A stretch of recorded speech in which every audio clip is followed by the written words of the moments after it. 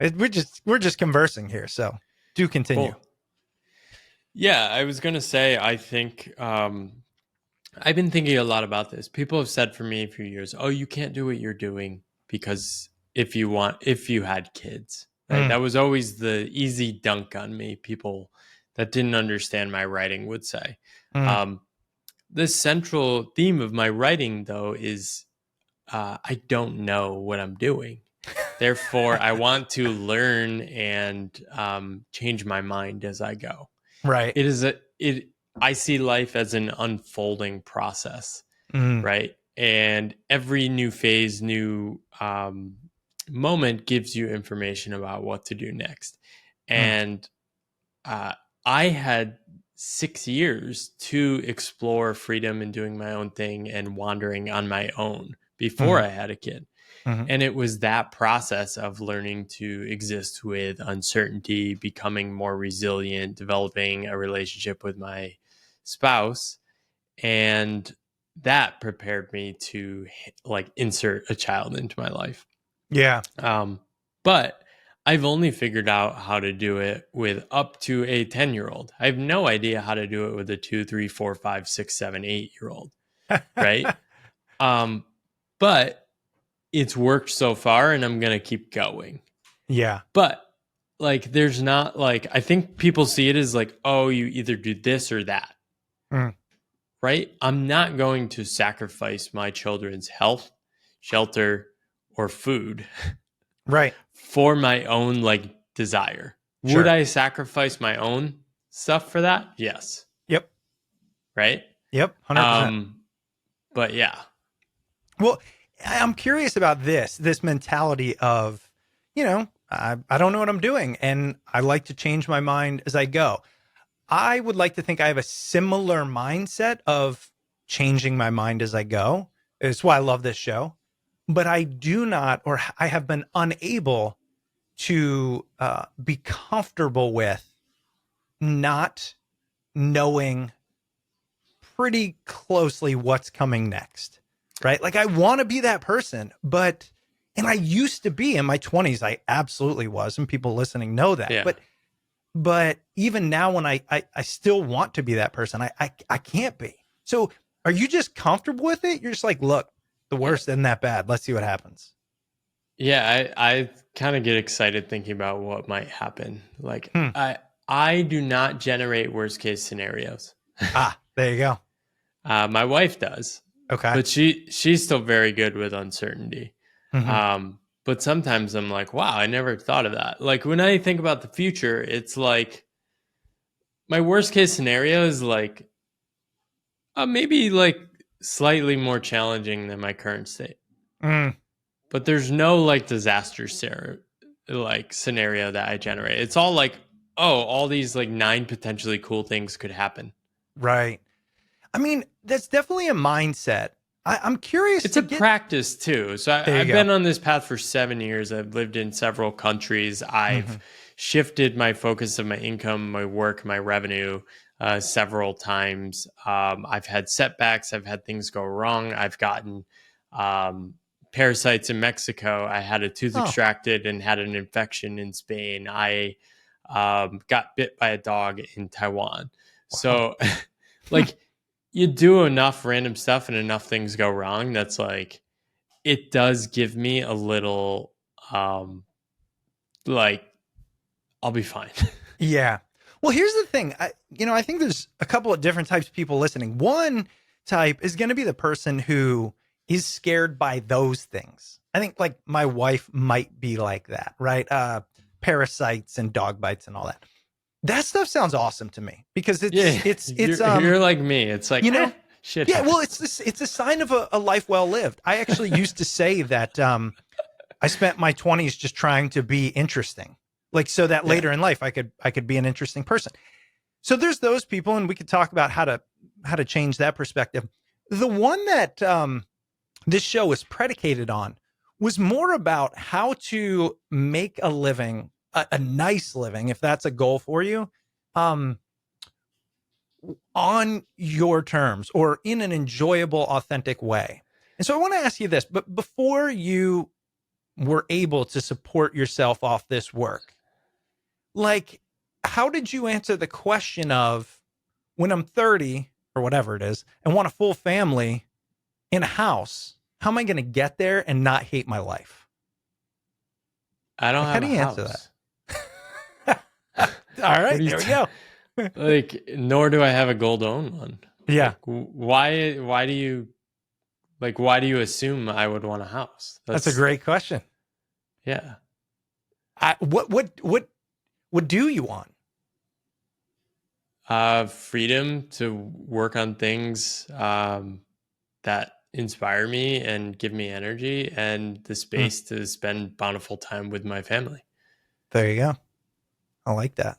But that's it. Like I already like had that at Mm, um like my first few years, my first 4 years of working on my own, I didn't, or first 5 years, I didn't make more than 60 grand in a year. mm-hmm, mm-hmm, And I made like 20 or 30 grand after costs of like business expenses and stuff for 2 or 3 of those years. But I was like living the life I wanted. ah, It was amazing. huh, And so, yeah, I think I really think of things from like first principles. It's almost like a zero-based budgeting for my life is like, okay, start with nothing and then add on what do I want. And I really don't generate a lot of like material or expensive things. mm. Um, See, here's where I get tripped up. Do you think you were just born with yeah, the yeah. perfect mentality for like this idea? Because I wasn't. I think it's a yes and. Yeah. I've always been comfortable. I was a lot more of a rule follower in high school and school and growing up. I think a lot of that was learned. Mm, And it was actually very easy for me to let go of that stuff, mm-hmm, which makes me think it was sort of just like a survival tactic to like exist in the school system and stuff. mm, I was good at it too, so I got rewards for it. Um, but yeah, I've always questioned authority. I've always questioned rules. I've always wanted to take my own way. Right. Even with like trying to get into consulting, I was like, people were like, you didn't go to the right school. It's not good enough. You can't get in. I'm like, really? Let's test this. So I've always been testing reality, and that's fun for me. got it. Um, yeah. And I think I had a lot of love when I was a child too. So I'm just like very comfortable. Mm-hmm, I like myself. I'm happy. I don't worry or obsess about failure mm, a lot of people struggle with that stuff, and I don't know how to resolve those things for them. Um, and then, yeah, I like did 9 years in the consulting world, and at the end of it, I was working with senior partners making over $1 million a year. I mm-hmm, was working with CEOs, board members. These were like the top of society. Um, they bored the hell out of me. It was mm-hmm, stupid. mm-hmm. They're all saying shit they don't believe. And it's just like, I don't know, I'm good. Like Here, I don't see the point. Like what was the point? And I so at that point, I'm 32. mm-hmm, I have like 50 grand in savings in the bank, and I'm like, mm-hmm, fuck it. mm-hmm. Um, I have nothing to lose. I'm single. Who cares? Right. Well, I had become so cynical that like I just couldn't go on in that state of cynicism anymore. And I think like deep down, I just like wanted more. I needed more out of life. mm-hmm, And then when I found it within a year or two in a life where I was making 20% of what I used to make, but like I felt more alive. I felt like my life was glowing. I felt excited about the future. Then it was like, oh, I'll fight for this. mm, Right. And so yeah, those first 2 to 3 years really just like people don't understand. Like, I will fight to keep doing this. right. And there are constraints. The constraints I've realized I need are I have to do work that matters to me because I can do that indefinitely. Mm-hmm. Right. So I'm Mm-hmm. very obsessive about designing how I work, what I work on, and what I commit to and what I say no to. Um, but like it's starting to have payoffs, but not until the sixth or seventh year. Sure. So I'm not a get Yeah. rich quick guy. I'm not going to Sure. say like you should blow up your life and like start a side hustle and do all these things. I don't know how to do that. Yeah. I know how Wait, to so find work. I know you how know to how to, find work you yeah, love, there commit you to go. it, and not give up. And see what happens. Is that the Right. basic idea? I mean, of course, look, listeners walked in really in the middle of a conversation, which is the point. And that's going to happen here, by the way. So if you want a structured interview, not happening. Um, let's take a step back. Let's define the pathless path. Yeah. Define it for me. This is something that you can't define it, man. Sure you can. No, but like here I have a I mean, you wrote a book about it. If you can't define it, then like, come on. well, I left it I defined it, but I left it vague enough that it's really sort of a term that you could I was first gravitated to the term because it helped put a word to something I was feeling, Got it. right? And I think like here I'll read the um, actual like paragraph that people seem to resonate most with. Yeah, please do. And I love how you have to read it because for those listening, the vibe I'm getting is like in your mind, by having to define it and hold on to it too tightly, it loses what it is. Yeah, exactly. So let me see, where did I put it? Yeah, take time.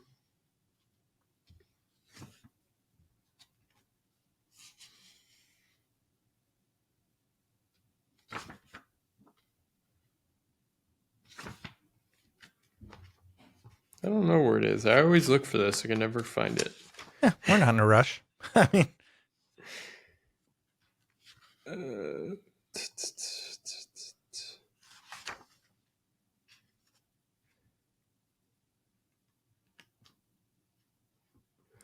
yeah, so this is. Oh, here it is. Yeah, the pathless path is an alternative to the default path. It is an embrace of uncertainty and discomfort. It is a call to adventure in a world that tells us to conform. For me, it is also a gentle reminder to laugh when things feel out of control and trusting that an uncertain future is not a problem to be solved. Right? So I also go on to say the pathless path has been my way to release myself from the achievement narrative that I had been unconsciously following. I was able to shift away from a life built on getting ahead towards one focused on coming alive. I was able to grapple with the hard questions of life, the ones we try to ignore. So it's really sort of like a philosophical stance toward life for me, mm-hmm. right? And Yep. it's not, there's no playbook, right? It's sort of a choose your own adventure, but it's a reminder of what you don't want. And so when Penguin Books tries to buy my book for, they offered me 200 grand for The Pathless Path and a second book deal. Mm-hmm. But I had one conversation with them and it was the most soul draining thing I'd experienced. Mm-hmm. So after, my wife goes, "You look totally off." And I said to myself, like in that moment, it's like, okay, remind myself of the mantra, coming alive over getting ahead. That's Mm-hmm. all that matters. And so easy no. Even though, like, could they help blow my book up and take it global and go massive? Probably. Mm-hmm. Higher percentage odds than I do. Mm-hmm. But what's more fun to me? Right. The more fun is like, oh, what if I could potentially pull that off on my own and play the long game? And if I don't succeed, I will have had more fun along the way. How many people do you think, honestly, at their core, feel similarly? There was this statement you made about the consultants, right? That I know to be true. I know to be true. And I always wonder, is everybody in the room thinking the same thing? Which is this: everybody is saying things they don't believe, Yeah. and it is entire bullshit constructed for like I truly believe this, constructed to fill the void of the powerful, and the void of the powerful is a sad void. Like the people who really make it, who climb and claw, the thing that they're filling when they're in these rooms is not something that you and I and most people listening even have. That's why it feels like a struggle. That's my opinion. Say more about that. So you're saying like basically like I think in these rooms, right? When you have your let's talk about your, senior consultants make $1 million yeah. and all that stuff, right? And you're in the room. There's 8 people, and they're all saying words, and they say it very matter of factly, and they show up robotic. It's devoid of emotion. Joy and laughter is readily not, it's not even there. I think it's a lot of people trying to fill something in them that those of us who question it just don't have. We're able to see this like farce. Yeah. And some of us are able to escape, such as yourself. Yeah, I think that kind of person actually does fully buy into what they're doing. Mm-hmm. Right? That's the only way to make it to the highest levels of these organizations. You have to sort of buy in. Otherwise, you end up opting out. People like me opt out earlier. Other people sort of just like pick a role or find an alcove in a company and are like, okay, this is a place I could hang out, do work that's energizing to me enough, and like deal with the other stuff. There you go. Yeah, and that is like a winning formula. I think this goes deeper to like the fabric of reality. I think, you know what common knowledge is? Mm-hmm. Like in general?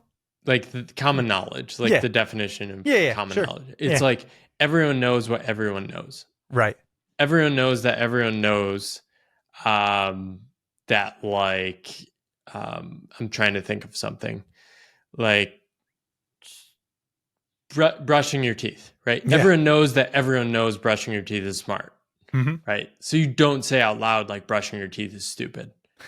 Right. And who knows, maybe there's a rabbit hole on that and like I'm wrong about that, but depends on what kind of toothpaste, Paul, by the way. No more fluoride. Hydroxyapatite is in, just so you know. All right, I gotta update my toothpaste. Yeah, man. But yeah, I'm trying to think of an example like yeah, in the corporate world. And so like everyone knows that everyone knows full-time employment is smart. Right. Everyone knows that everyone knows owning a house is the best way to have a family. I got one for you. Everyone knows that everyone knows you need to save a massive amount of money for retirement, because we're going to get into that. That's the thing that scares the shit out of me. But okay. Yeah. Right. And so like people sort of just grow up immersed in these and like don't question them. And so you can actually find somebody 30 years into their career and ask them why they work, and they don't actually have an answer because they've never actually had to have one. Yeah. Yeah. Right. And the thing I like about self-employment is it throws you out of that reality tunnel where everyone knows why you're doing what you're doing, to literally people just are like, why are you doing this? Why are you doing this? Aren't you scared about this? Aren't you worried about this? And suddenly I'm like, oh, wow, there's a lot of things to worry about. I guess I need to face that fear directly or actually come up with an answer to it. Right. So like the retirement question, like, all my peers are working in these jobs where they're just stacking massive amounts of cash. And the assumption is you need tons of money to retire. And so it's like, all right, I should probably think about that. And so 3 years ago, I wrote a post where I retired myself. And I said, I'm not worried about this anymore. Because I logged into Social Security website. I saw I was fully qualified for Social Security. So I'm definitely going to get at least $2,000 a month from Social Security. I had saved a decent amount in my 20s, and that was going to continue to compound because I had near 100% confidence that I could at least break even for the next 25 years. Got it. Right. Got it. So even if I don't save any more money with my current savings, plus Social Security, plus my wife's Social Security, Mm-hmm. we'd have about like $6,000 to $7,000 a month. Ah, yeah. If I can't figure out how to live a good life on $6,000 to $7,000 a month, Mm-hmm. I've done something terribly wrong. Hmm. Terribly wrong. Because it's not a money problem, it's a life creativity problem. Whew. This is important. Okay, like Yeah. let's talk about the money aspect because, and I can't help but to filter all of this. Paul, the things you're saying like are so close to me. These are the hardest interviews for me to do, by the way. They're Yeah. impossible because I trying to remain objective. So let's talk about the money thing for a little bit. Like, there aren't ever things you just wish, like, damn it, I want to buy that. I want to have that. I I, want to experience that. And look, maybe the answer is no. I'm just curious. so I mean we have a more expensive rent now. Mm-hmm. We I bought a more expensive laptop, but that seems sensible. Yeah. Yeah, I'm spending more now because I'm making more, but I'm Right. comfortable with that. I don't know, Mm. like what would be an example of like Yeah.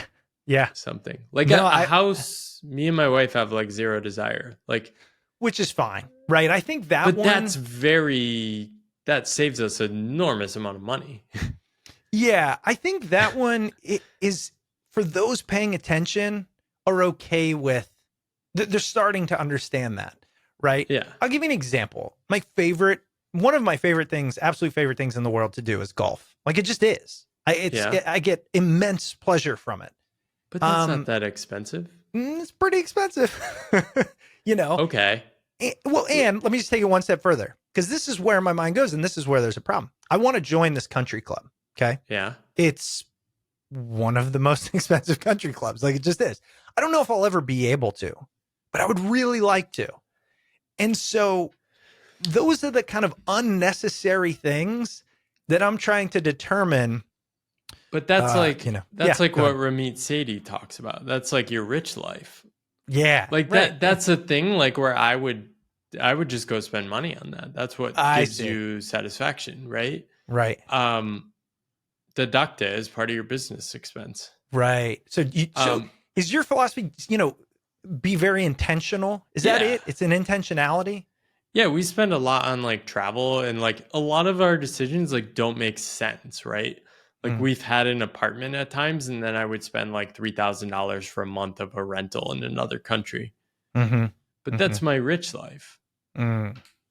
right?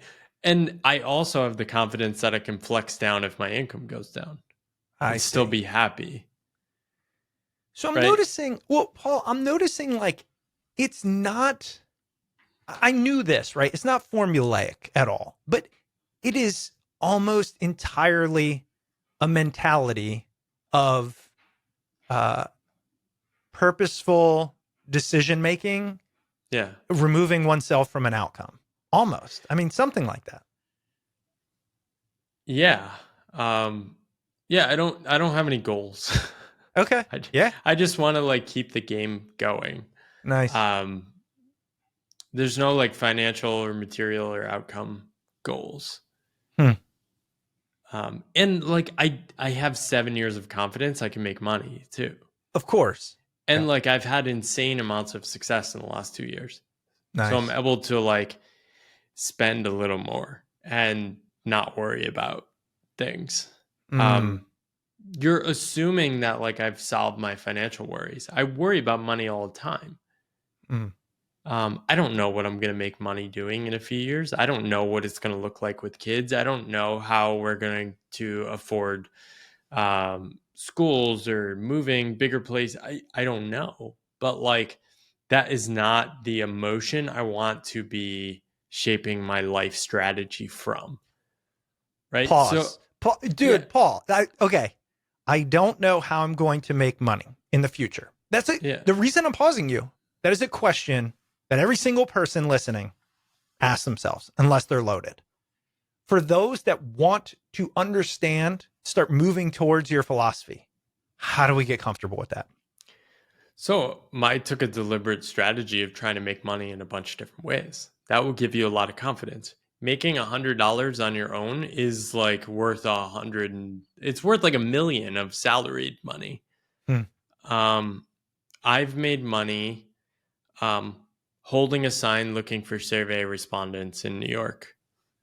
Hold on. Do you have one of those AI cameras or something? I think it's I need to turn off reactions. I've No, heard it of those. freezes when I do that. Yeah, I saw If you do that. thumbs up. Yeah, I've made money holding a sign looking for survey respondents in New York. I've made money doing writing reports for other companies. I've made money writing my own book. I've made money consulting. I've made money training companies. I've made money selling a digital product. I've sold a course.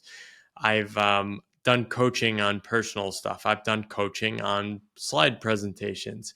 Hmm. I've done affiliate content deals. I've made money off YouTube.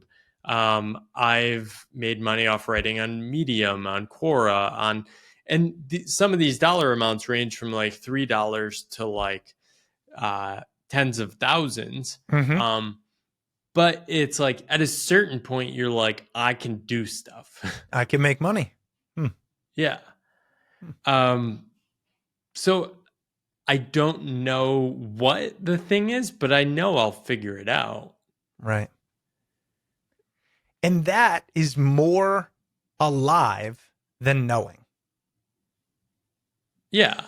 And it's exciting for me to potentially make money in a new way. Right? So Mm. this year was the first year I made more than 50% of my income from my personal writing on work. That's I, amazing. How did you do that? Is that through the book or through other? I yeah. mean, I don't even know how you make money writing outside of a book.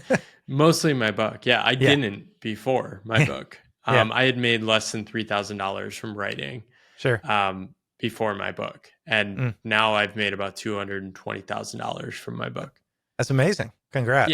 it's insane. It's mind blowing. And it's like the greatest, like, it's so cool because like I poured my heart into my writing for 7 years, never expecting to make money. Exactly. Um, and now making money, and I'm just like, honestly, I'm just trying to enjoy every moment. Like, I basically like quote unquote purchased an entire year of paternity leave Yeah. Yes. with my time, and like buying time is my rich life. I Right. love it.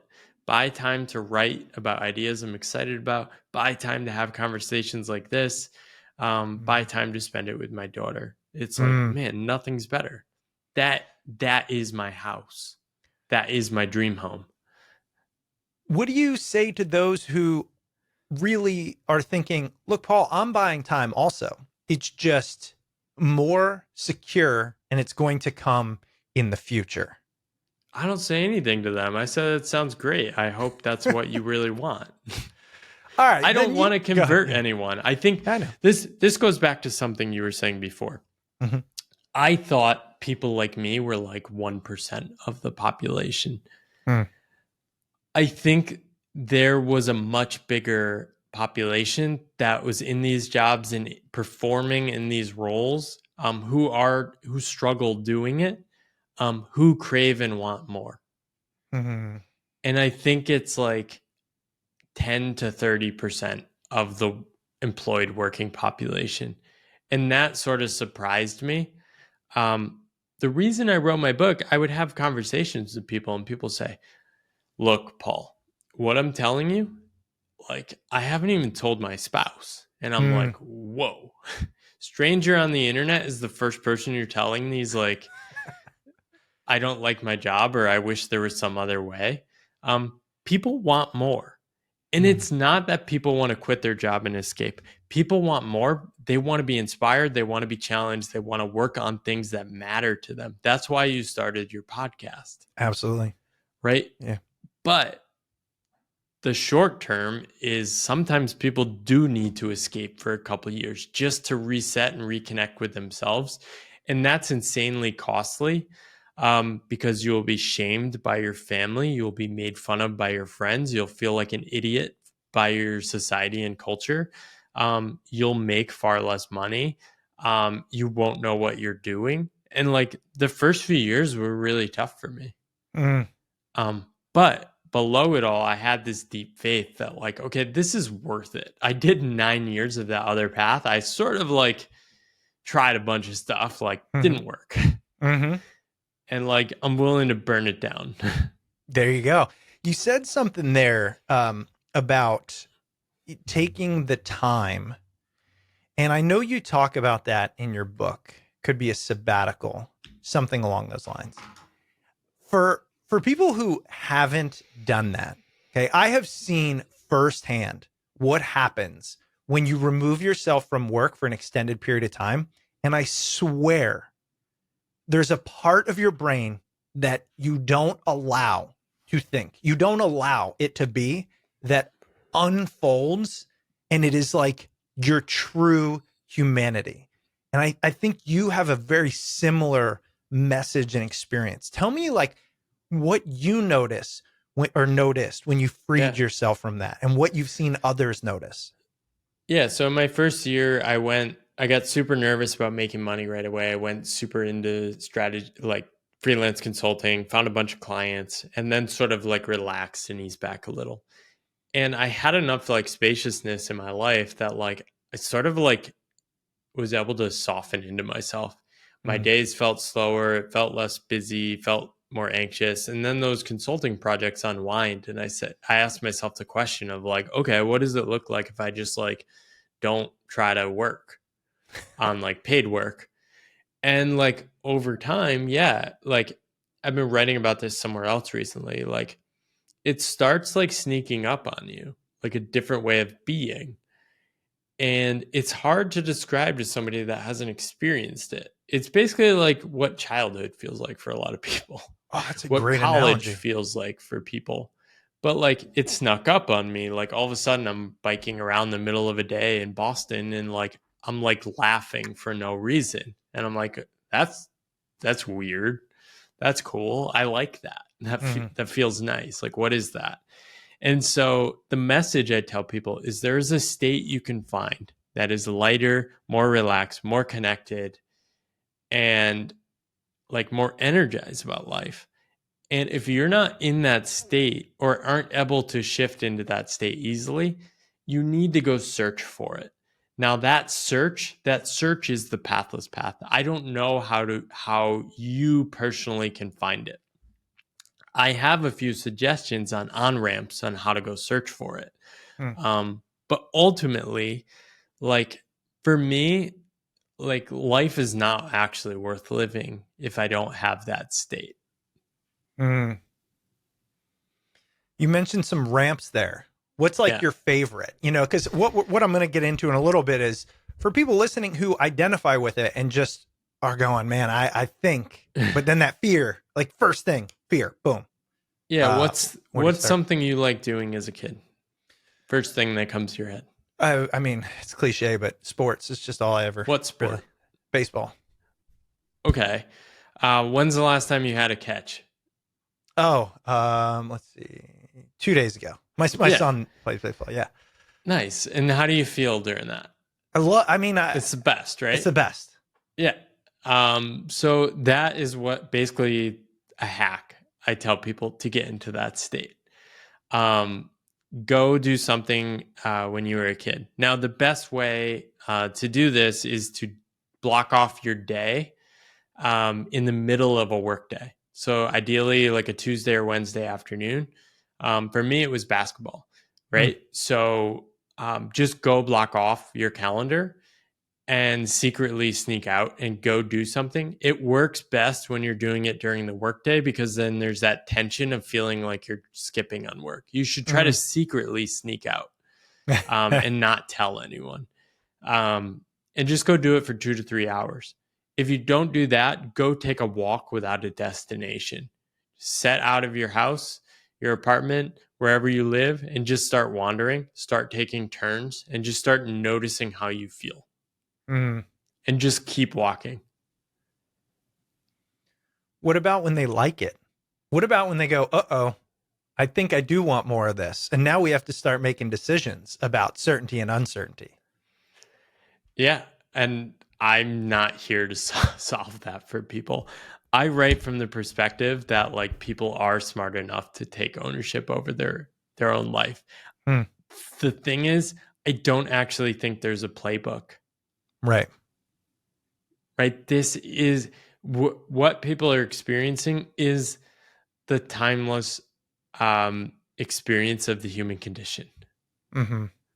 What I sort of believe, actually, I definitely believe, is that we've sort of convinced ourselves that the human condition and the inherent uncertainty and discomfort of life can be solved by opting in to a strategy or a role in life, Mm. right? Like traditional employment. What the result of that is we have these workplaces where we have tens of thousands of people that have never actually faced the uncertainty of life or discomfort of life directly. Right. Right. And oftentimes, this is like why when you become a parent, I think, you start being incapable of connecting with like young overachiever um, employees. It's because like you're actually in touch with like reality. You're solving real challenges week to week. Yes. I love that. Well, and it's funny because, you have a different way of presenting something than a lot of people, right? A lot of people, they want to give the answers and you just keep going back to like, nope, not the answers. So what, what motivated you to write the book and why do you think it resonated if you feel it's not really an answer to something? I sort of wanted to see if I could write a book without giving an answer.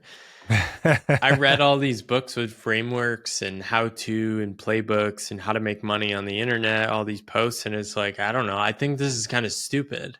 Mhm. And I love writing. And I was just like, a lot of my stuff was resonating with people. So I was writing in this virtuous cycle of like posting stuff weekly in my newsletter. People were saying, holy shit, this is amazing. I was Mm. talking to people. People were telling me what they're really experiencing. I was writing about it. And it was this like very emergent cycle. Um, and yeah, specifically the book, I'm inspired by books like Tuesday Was with Maury. Yeah. Yeah. Like that book is very inspiring because there are two personal stories in that book. Maury Schwartz, but also Mitch Albums Mm. of like being in the depths of a busy career and realizing like this is kind of stupid. Like this is the most meaningful part of my life right now, having these conversations with Maury. Why am I chasing fast cars and awards and all these things? And Mm. like that book is so inspiring because he turned his entire life around. He adopted orphans, got involved in philanthropy, started writing in a different energy. Um, and yeah, it's that's kind of the thing I wanted to write, but like without me actually being super successful first. Right. I think it's more fun to write a book that's like, hey, I haven't really made that much money doing what I love, but it's been a worthwhile journey. I'm so glad you say that, by the way. One of the things that I've realized, a decade plus doing this show and all the other things that I've done is very, very few people are willing to talk about when they're in it. It's only after the fact. And you can call it Yeah, survivor bias or whatever. But like, even same. those that write those books, the vast, vast majority don't feel like they've made it. They just know they have to tell others they've made it. Like, I will say, and I don't like to sound cynical because I love this podcast and I love the people I talk to. But it has more than almost anything in my life shown me that literally nobody has their underlying shit together. Like it's astounding. Yeah. It's um it it's sort of a cool thing. I mean, like uh, early on I didn't know what I was doing and I was writing to a very small number of people. But Mhm. then like I would write about not knowing what I was doing, and then people would be like, "Oh my god, this is so good." Hmm. And then I'm like, "Oh, I can write about not knowing what I'm doing, actually get ideas from people, become more confident by writing," and sort of created this cycle. Got it. Yeah. And yeah, it's a shame. Like I know a lot of creators now, Mhm. and I know some people with some very successful books, Mhm. and they did not share their personal stories in those books. Yep. And they're fine. They sell a lot of copies, They're but like fine. I love that. They're fine. Yeah. and so like that's my competitive streak a little. It's like I don't know, let it rip and Mhm. like just tell people what's really going on. It actually helps people because the power of not feeling alone is way more powerful than a playbook or a framework. Let's just clip that. Clip that one. It's a great point. But I wrote for myself, like, because I crave that stuff. I want Mhm. it. I'd read these books and I'm like, why can't people just tell me how they actually felt? Yeah.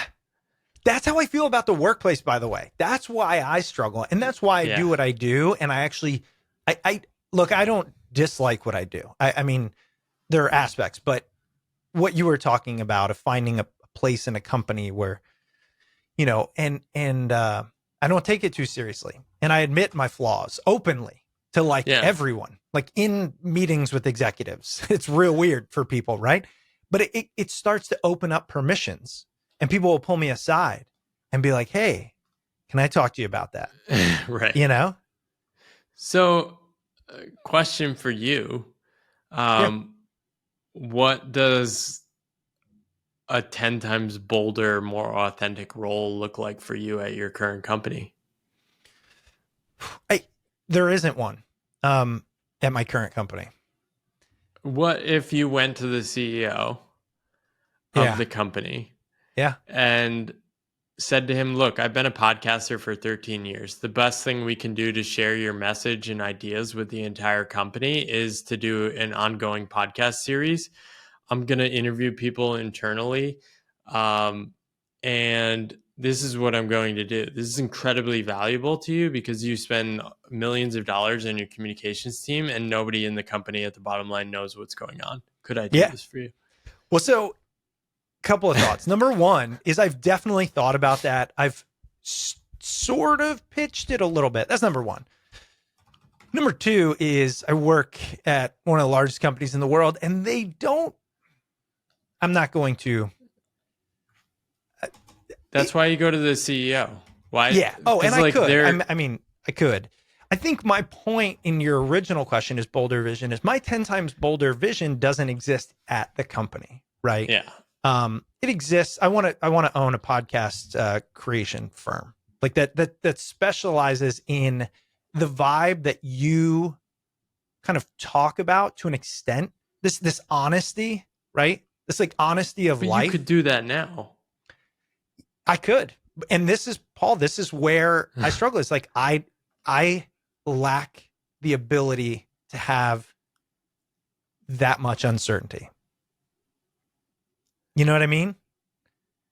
But there's not even uncertainty. Just find a client and then find the editor.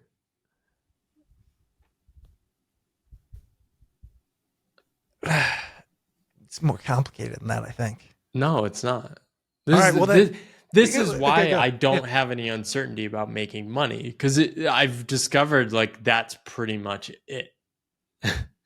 It's like you just go do the thing. Hmm. Yeah, I think you're right. I just have to say this. Everyone I know who has that mentality has figured out how to make it work well. Well, you have to have that mentality over time. And the thing that's really helped me accelerate that taking action is like having a kid. As soon as I knew my wife was pregnant, it's like my time is scarce. I'm not screwing around. It's like I'm Mm, either going to immediately take action on something and test if I can go bigger or not, or I'm not going to do it at all. mm, Right. So, like, if I was going to start a podcast agency, mm, which I don't want to do just because I don't want to do client service, right. um, I would just email 10 people with podcasts I love and be like, hey, I'm starting an agency. Here are the packages. I'd love to either A, get feedback on these packages, or C, get feedback based on whether you'd like to actually purchase this. So you would just reach out in that scenario. I mean, my vision journey idea, I'd love talking And about like offline, but I have a friend doing podcasts for corporations. yeah, You can make a lot of money doing that, yeah, and they don't even like keep doing them because they're not creative people. They'll right, spend like they just want to pay a lot to make sure it's high quality, right? And like right, they'll pay like 50 grand for right. like two seasons of a podcast with their That's executive team. that's not a bad idea. But just That do it first at Nestle. right. Well, no, and I think I mean, look, that's in the works. Like it is something we are actively talking about. Just go to the CEO. I'm telling you, these people are so much better at taking action and Yeah, getting it. yeah. No, I could definitely see that. I gotta ask you, and we can have that conversation. Don't get me wrong, but for those listening, I want to make it relevant. You've said something a couple of times that I have to ask you about. You use this word energy. Yeah. We just interviewed a woman. Her name's Dr. Julia DeGangi, and she wrote a book called Energy Rising. It's phenomenal. She is a neuropsychologist that deals with the energy of emotions, and like she was one of the first people in my mind that put this science to how we feel and how that can like change everything. Um, and then I noticed you using in a very similar terminology, a similar way. How do you let this idea of energy guide you? Why is it so important in what you do? It's actually interesting you ask about this because it's a dot I recently connected, and it took me a while to realize this. When I was after I graduated business school, I started this job, and I immediately got sick and spent basically the next 3 years dealing with a chronic illness of like Wow. multiple tick-borne infections and Ugh. recovering from that. And basically, for a year and a half, I had no energy. And so I became very efficient about how I spent my time. I would literally sleep 12 hours and then wake up fatigued. It's terrible. It's so depressing when you have no energy ever. I know. Um, and then as I started to recover, one, I was more in touch with my body and how I was feeling. I was hyper aware of my energy.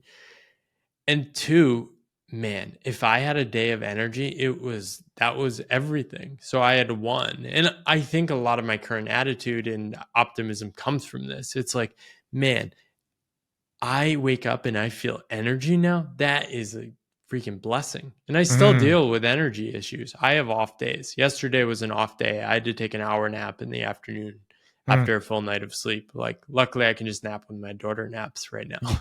By the way, do you think the off days you have now, do you have lingering effects from the tick-borne illness? Yeah, I think Yeah. so. Yeah. I've had a lot of issues. Yeah. And They're I'm still brutal. dealing with a lot of health issues. And Yeah. that's another thing. Like, people are like, do you worry about like health stuff? It's like, no, I have health stuff and I'm actively dealing with it and managing it. And um, yeah, but yeah, I think energy management after recovering from the chronic issues was very important to me. Right. And I didn't want to waste my energy on people that drained me, people that were assholes. And now when I have energy, like I want to hang out with people. I want to spend time with my daughter. I want to go write. Like it feels like such a gift that I have this. It's almost like I have a second chance. I really Mm, didn't know if I was going to recover. And that was a scary experience. And I forget about this sometimes because it's been so many years. But yeah, I think it all stems from that. mm. Um, yeah, I mean, I have energy today. It's pretty cool. That's amazing. You Like know I'm what? living the dream. This is freaking awesome. You know what you just made me realize? First of all, the I know it's not an analogy, but the story of the way you got to this idea of living intentfully for energy is because you've experienced high energy and low energy. Yeah. That is, look, check this out. People will know, people will listen and say, oh, tick-borne illness, I know what that can do. I imagine going from that no energy to high energy. That makes sense. And then they'll say, but in a job, not feeling energy, that's not real. It's not as real as an illness. You see what I'm saying? I think it's easier to maintain. I think it's more possible to maintain over a long period of time, but it chips away at you, I think. 100%. No, I agree with you. I'm just saying, I don't think people look at it the Yeah. equivalent. If you got strep throat and you were tired or COVID, we'd be like, oh, that makes sense. You don't have energy. But if you hate what you do every day, people will be like, you're just Right. suck it up. You know what I mean? Well, there's a script for it, right? I think this is like what I'm trying to get at. Well, with the pathless path, I'm trying to create a new story that people can embrace, right? The story of work for many people is, well, work sucks, but you got to do it, right? And so there's a container for the suffering, right? But with health, if you're fighting a health issue, the story is you can beat this, you can overcome it, you can recover, you can get your best days back. Right? So that's a much easier story people can apply to their lives. And I think like there's pretty interesting writing about this, but people interpret their life through stories now because of mass media and television and movies. We sort of like look to those things to sort of make sense of our lives. And the work stories we see, like every movie has a guy that sort of hates their job. And it's like, oh, okay, yeah, I'm supposed to hate my job. My life doesn't really make sense. It didn't make sense when I was making 35 grand that I absolutely loved and cherished my life and thought I was thriving and I felt successful. It broke people's brains. It made people upset at me. Like, you think I similar experience, but I feel like I found that the people who had the most to say, I mean, they know that they're not willing to do the same thing, even though it's needed. yeah, it's usually resentment or Yeah. projection of insecurities. Exactly. And so, yeah, when that would happen, I try to have compassion for people. Of course. When people are like, well, don't you worry about X? All they're doing is telling you their insecurities. Right. So, yeah, I treat that with a lot of care. That's a good point. Yeah. Don't you worry about having a house for your kids? It's like, no, but you do. No, but I can tell that's important to you. And that's cool, but sometimes they've never thought about it. I literally had a conversation about having a house. And so some extended family, someone was having a conversation with me. She's like, so have you guys started looking for homes? He's like, no, we rent. She's like, I know, but you're having a kid. I'm like, yeah, we'll keep renting. She's like, frozen. I'm like, they let you rent with kids. She goes, I never thought of that. Yeah. And that was sort of shocking to me. But the way I look at my life is a very bottoms up. It's like, okay,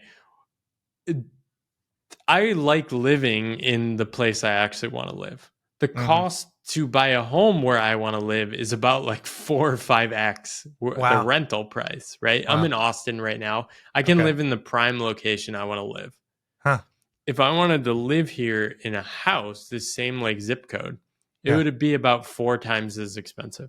Really? So that must be inclusive of everything, like down payment and real estate taxes and insurance and all of that. Yeah, everything. That makes sense. Yeah, everything. The phantom Repairs. costs of owning, transaction costs. Yeah. And then the psychological burden. Yeah, yeah. That trust me, that exists. But I gotta say, you know, this is one of those areas where one of the things I always wanted was basically the house I live in now. And That's it epic. gives me immense joy. That's People have asked amazing. this, right? I They've said love like, that. yeah, they said, oh, is it a burden or are you doing this for other people or none of it? I literally at least once a week will stand outside and go, holy shit, I can't believe I live here. Like I love that. So That's I'm so saying that cool. because you can have multiple viewpoints or multiple rich lives, as you will, right? With the same idea that you want to live an Yeah. authentic life. Yeah, Well, that's the thing. If I ever own a home, I'm going to have the exact same experience as you because totally. I'm going to do it on my terms in a way I'm fully bought it. Yeah. Yep. Like, and that's like the thing I guarantee like this podcast has been this for you. Having a podcast or a creative outlet forces you to reflect and be honest with Yeah. what you actually think.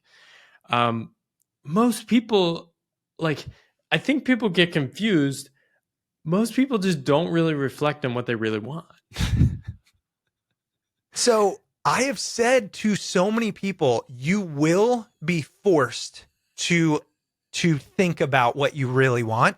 It's just, is it going to happen before your deathbed or on it? I Yeah. truly believe that.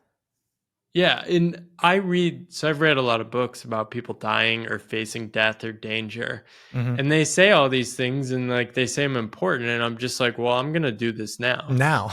I- Yeah. Like there's so many narratives of like the guy who makes it regrets it and then writes the book or the post and is like, "Oh man, I wish I was wiser when I'm younger." I'm like the question for me has always been like, well, what if I just like act right now how I want to like just skip all that like 20 years of suffering. Like how could Yeah. I do that now?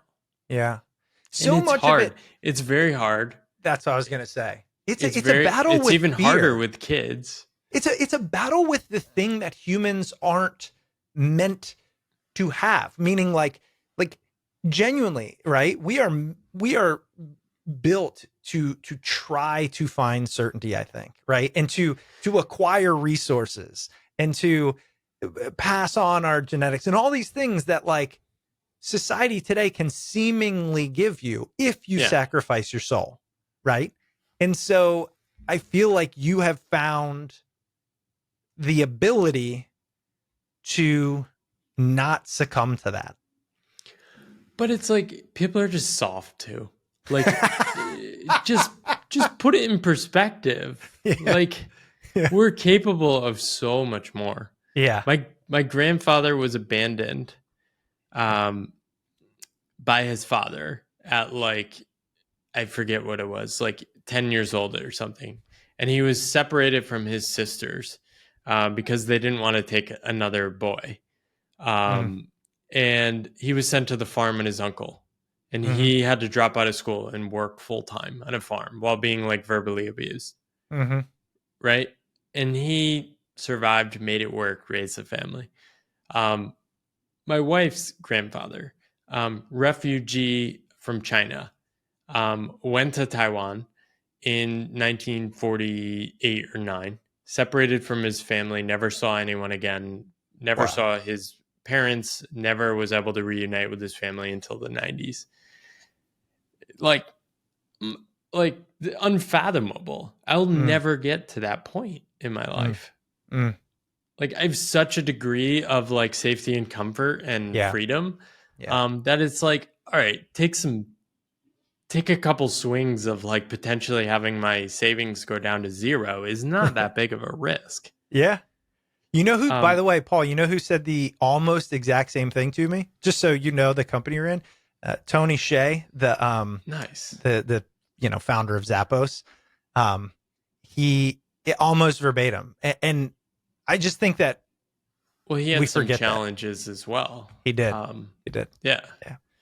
Th- But But yeah, I mean, his perspective was very powerful. And I think he had a lot of pain from living in tension with the society.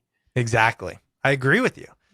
There was something, oh shit, I gotta ask you this. Oh, one of the things that you talk about that I have tried to articulate in my own sphere is this idea of infinite game and finite game, and Yeah. how pathless path can be infinite, and the standard path, can be a little more finite. Tell me about that, how you came to that, what it means to you.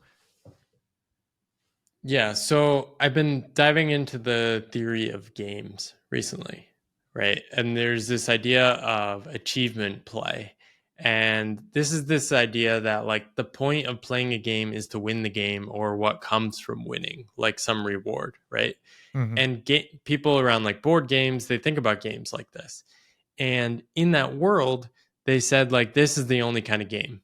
So there's this other guy, CT Win. He comes in and said like, well, actually, people play games because they want to just like have the challenge, right? So they might accept that we're all trying to win to have fun along the way, right? And so examples of this are like drinking games in college, right?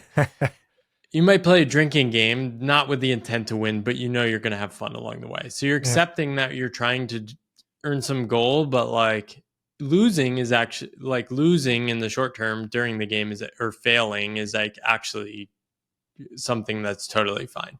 Mm-hmm. Right. And so his idea is like there's this sort of like striving game that you would accept the ends such that you could shape the means.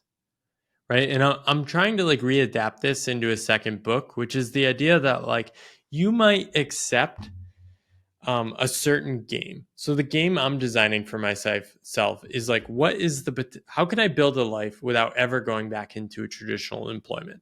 That's the constraint. Within that, there's many ways I could structure my life, but I can sort of like choose my own challenges or struggles, right? And the Mm-hmm. struggle is like I constantly face uncertainty. Mm-hmm. And like that is an interesting challenge because like what I found is it actually makes my life better. The So uncertainty. yeah. Yep. So that is an infinite game because like there's no winning really. Like winning is continuing to be able to play the game I like playing. Mm-hmm.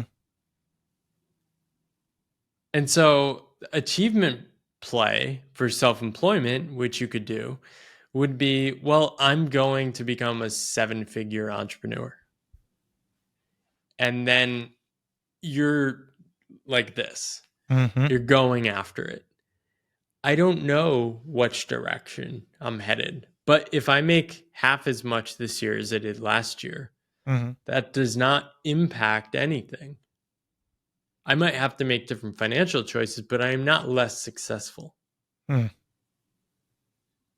And that's because the goal isn't to win necessarily. Winning is the enjoyment of the game. It's just to keep playing the game, right? And the most important thing is how do I stay interested in continuing on this path? Right. And if I am becoming disillusioned or cynical or too frustrated, I need to step back and like sort of remix the rules of the game. Mm-hmm. What can Mm-hmm. I change? Right. Have you found, this is the crazy thing, is that when you do the, let's call it the pathless path, the things you get from it, you couldn't have even predicted. And like some Right. of those are going to be, you get bit by a dog in the middle of the slums or something. You got to go get rabies shots, which I'm assuming you did. Did you have No, to? No. they said there's no rabies in Taiwan. And you just said, okay. Oh my God, Paul. I mean, they have a very extremely strict Okay. quarantine policy, and they said it'd be fine. But yeah, there were about 6 weeks there when I'm like, okay, there is a non-zero chance I could just drop dead in 6 weeks. So you know about rabies, right? Like, oh it's yeah, like, yeah, okay. it's just dead. You're just dead. There's you're just no dead in the worst way. yeah. But So yeah, that. But point Yeah, being, right? Like, but there's also yeah, upside positive things exactly. that can That's happen. what I mean. Yeah. Like I expected to sell like 2,000 to 3,000 copies of my book. Yeah. I sold 45,000 and it's made me more than $200,000. Yeah. That's so cool. That enabled me to basically not worry about money for the last year while I spent the first year of life with my daughter. Yeah. It's amazing. It's Yeah. amazing. Like, That is unfathomable to me right? years ago. I can't believe it. It's Yeah. like, oh my gosh. And and this is, I've said this quote many a times, but we interviewed a guy. It's my favorite quote I've ever had, right? So however many hours of podcast, he said, do you want to live an extraordinary life? Everybody says yes. He said, then by definition, it is unlikely. So why do you Right. talk about things in terms of likelihood, percentages, you know? And it's like, I think about it with authors all the time. If you said, I'm only going to write a book if I know it's going to do great, you would never write a book. It is unlikely, but Yeah, it's I the did. only chance for extraordinary. I didn't That do a launch idea, for my book. I just hit publish and sent an email out to my subscribers. that's what we did for this podcast. We didn't even tell our friends. Yeah, We didn't tell that's what I anybody. did for my podcast too. Yeah. Because I think we were scared of the product back then, but still. Yeah. Yeah, I think I wrote a book because I wanted to write a book. And I really am wary of anything that's like, oh, I'm going to write a book such that I can sell courses. It's like, Right. no, I'm only writing a book if I want to write a book. Yeah. Paul, I know, I mean, given how important your time is to you, I want to make sure I value it as well. And I'm already over. So last thing I'm going to ask you is this, like, if somebody's considering picking up your book, why would you hope they would do it? So the people that love my book are the people that are already asking these questions, and they're looking for like, oh, I don't feel so crazy, or I don't feel so alone. I don't want to change anyone's mind. If you're a skeptic and you're like, this guy's a loser, do not pick up my book. I'm not writing for you. I don't want to serve you. I'm not going to write for you.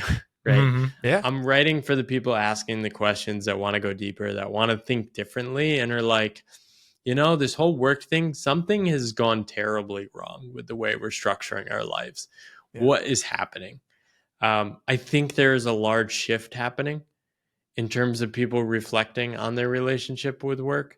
It's going to take some time, but shit's just going to get weirder. And like, I think my book is a good on-ramp to starting to understand some of the weirdness that's starting to emerge. Paul, I don't know if you've ever said it in that way before. I have not. But you should. I if I read that on the Amazon description, I'd buy it in a second. Like the weirdness part. Yeah. Like shit's gonna get weirder, and this is an on-ramp, because I completely agree. I've been fighting this battle for 20 years with the workforce. Like, it's so funny. During COVID, no, I'll let you go, I promise. I had a 10-year Facebook post, like a reminder pop up, and it was me stuck in just bumper to bumper, just awful traffic. And it said, my 10-year goal is to never have to do this again. Right. So you're talking this was 2012 ish. And when it popped up on my screen, I was working from home because of COVID, and I thought, how funny is that? Like, how funny that was my goal. I've essentially achieved it, not necessarily because I did anything, but my point is, I think people have felt it for a long time. I think, to your point, the weirdness is going to continue. And if your book is that on-ramp, then man, people should look into it. I agree. Love it. What's your 10-year goal now? I haven't thought about it, man, but I should. No, I just don't. I just don't ever want to have to work again. Like, because I will work. I've been talking with this previous guest that I interviewed. I now talk to her like regularly. Well, I think your goal is like mine. You don't want to do work you don't want to do. Yeah. Yeah. Right? Yeah. You can't do a podcast for 10 years without actually enjoying enjoying it. Absolutely. I mean, the honesty behind what we can do if we're not tied to money. That's the thing, right?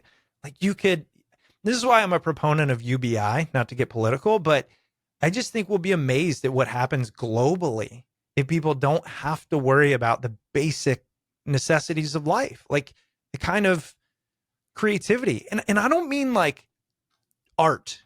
Art's cool. but I mean, like, people will cure cancer because the dude who wants to learn that, who's stuck in a, you know, factory job or whatever, will finally go do it. I truly think that. So there's my rant, Paul.